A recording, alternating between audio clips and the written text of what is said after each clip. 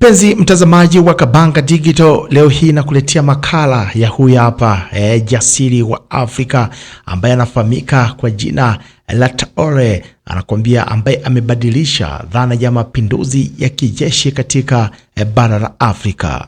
Katika historia ya siasa za Afrika, wanasema mapinduzi ya kijeshi mara nyingi yamechukuliwa kama ni njia haramu, hatari na isiyo na uhalali wa kisiasa. Kuingia madarakani kwa kutumia nguvu za kijeshi kumehusishwa na umwagaji damu, uharibifu wa mali, utekaji wa haki za kibinadamu na kusababisha mateso kwa raia wa kawaida.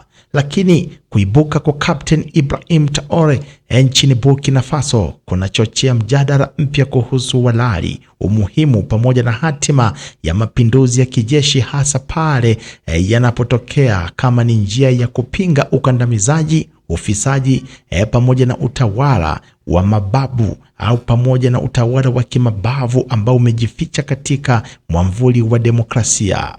Tofauti na wanasiasa ambao waliojikita au ambao wamekita mizizi kwenye mifumo ya demokrasia, lakini wakatumbukia katika matumizi mabaya ya madaraka, baadhi ya wanajeshi kama Traore wameibuka kama ni viongozi wa mabadiliko ambao wanajitambulisha kwa uzalendo, uthubutu pamoja na kujali maslahi ya wananchi. Mjadala uliopo sasa ni je, kiongozi huyo kijana Traore anabadilisha dhana ya mapinduzi kwa ujumla? Mapinduzi ya kijeshi yamekuwa ni sehemu ya historia ya Afrika tangu mataifa mengi yalipopata uhuru. Nakwambia moja ya mapinduzi maarufu na ya kiitikadi ni lile la mwaka 1983 ambalo liliongozwa na Thomas Sankara nchini Burkina Faso, ambaye alijulikana kwa ajenda zake za kupinga ukoloni mamboleo na kupigania maendeleo ya ndani kwa kutumia rasilimali za kitaifa. Lakini si Burkina Faso pekee. Wanasema kule nchini Ghana, Kanali Igatutis Achempong ambaye aliongoza mapinduzi mwaka 1972. Nigeria imepitia mapinduzi kadhaa tangu mwaka 1960, yakiwemo yale ya Yakubu Gowon mwaka 1966 na Sani Abacha mwaka 1993. Uganda ilishuhudia mapinduzi ambayo yalimweka madarakani Idi Amin mwaka 1971. Nchini Ethiopia, DR alipindua utawala wa kifalme mwaka 1974 hadi hivi leo. Sudani, Guinea, Mali pamoja na Niger zimetumbukia katika mapinduzi ambayo yameongozwa na yanaongozwa na jeshi. Wanasema hii historia imejenga taswira anakuambia hasi ya mapinduzi ambayo yameonekana kama ni kichocheo cha udikteta, vurugu pamoja na migogoro ya kisiasa. Hata hivyo, historia hii pia imeonyesha jinsi mapinduzi ambavyo yametumika kama ni njia ya kuondoa utawala kandamizi katika mazingira ambako demokrasia ilishindwa kabisa kuleta haki pamoja na maendeleo. Katika athari za mapinduzi hayo yamekuwaje?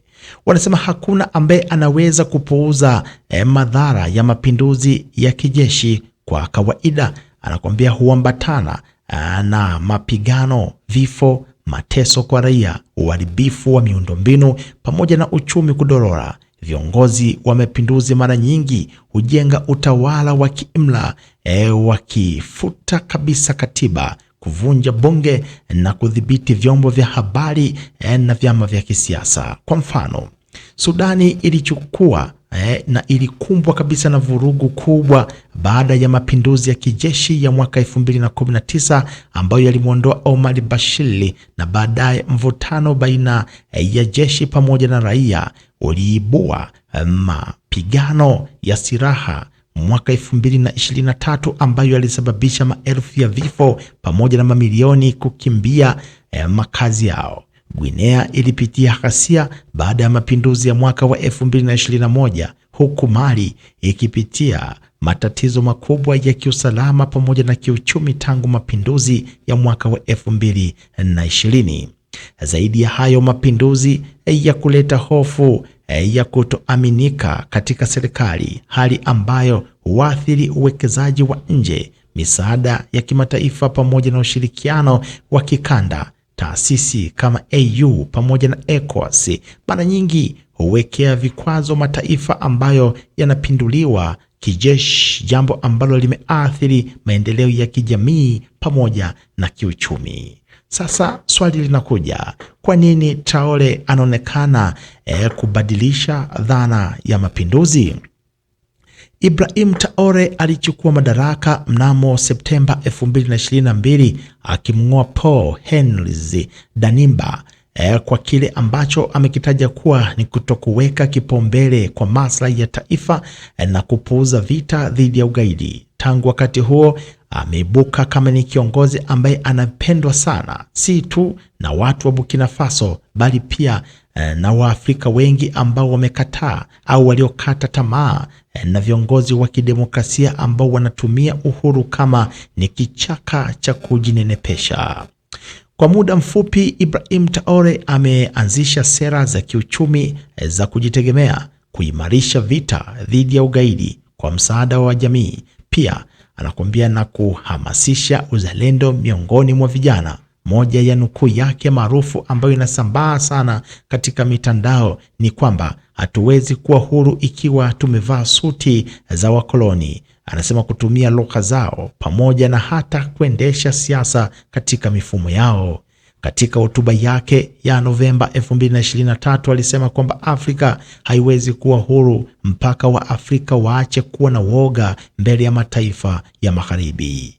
Ameonekana kuwa ni kiongozi ambaye anayepinga kwa dhati kabisa ukoloni mamboleo. Uamuzi wake wa kuvunja ushirikiano wa kijeshi pamoja na Ufaransa, kufunga baadhi ya vituo vya kijeshi vya kigeni na kuanzisha ushirikiano mpya na nchi kama vile Mali pamoja na Niger kupitia muungano wa EAS pamoja na ameongeza umaarufu mkubwa. Alipoelekezewa tuhuma za Africom wiki iliyopita, anakwambia za kutumia mamlaka vibaya. Anakwambia badala ya lawama, Afrika nzima ililipuka kwa kumpa uungwaji mkono wa kipekee. Maandamano makubwa ambayo yalifanyika katika mji mkuu wa nchi yake pamoja na miji mingine pamoja na nchi za Afrika kama vile Accra, Ghana, Paris, Ubelgiji, New York, Marekani, Nairobi, Kenya pamoja na Bamako pale Mali. Wanasema mitandaoni, kiongozi wa Africom Generali Michael Arez alikumbwa na wimbi la ukosoaji mkubwa, huku viongozi kama Heritos Police African Office wakisambaa kwa kasi. Mitandaoni, kiongozi wa Africom Generali Michael Arez alikumbwa na wimbi la ukosoaji mkubwa, huku hashtag kama vile Hands Off Traore na Africa Be Free zilisambaa sana katika mitandao ya kijamii. Wachambuzi wa siasa kama vile Dr. Kemi Olega katika chuo kikuu cha Cape Town wanasema kwamba Ibrahim Traore anaonekana kama ni jibu la kisiasa kwa Lumumba pamoja na Sankara. Kizazi kipya kimeona kiongozi ambaye anayesema ukweli hadharani na hashawishiki kwa lolote. Alikuwa akizungumza katika kipindi cha BBC Focus on Africa Machi 2024. Pamoja na sifa pamoja na matumaini makubwa ambayo yamemzunguka Ibrahim Traore, wachambuzi wanaonya kuwa huenda mafanikio yake yakatumika kama ni kigezo cha kuhalalisha mapinduzi zaidi katika bara la Afrika. Kuna hofu kwamba jeshi katika mataifa yenye migogoro ya ndani linaweza kutumia mfano wake kuingilia siasa kwa tamaa ya madaraka. Tayari viongozi wa kijeshi kama Assimi Goïta wa Mali pamoja na Ichlas wa Niger wamechukua madaraka kupitia mapinduzi na baadaye kuanza kuonyesha nia ya kugombea katika uchaguzi wa kiraia. Wachambuzi kama Profesa Mahame katika chuo kikuu cha Dakar wamesema kwamba mapinduzi yanahamasisha wengine kuingia kwa sababu mbaya, si kwa ajili ya watu bali kwa maslahi yao binafsi. Wanasema ikiwa mfano wa Ibrahimu hautaambatana na ujenzi wa taasisi thabiti, hofu kubwa ni kuwa anakuambia kutakuwa na wimbi la mapinduzi yasiyokuwa na ajenda ya kitaifa bali tamaa ya madaraka, jambo ambalo linaweza kurejesha Afrika katika duru ya migogoro pamoja na machafuko. Huyo ndo Ibrahim Traore ambaye kwa sasa ndiyo king'ara wa Afrika hasa katika nchi za magharibi.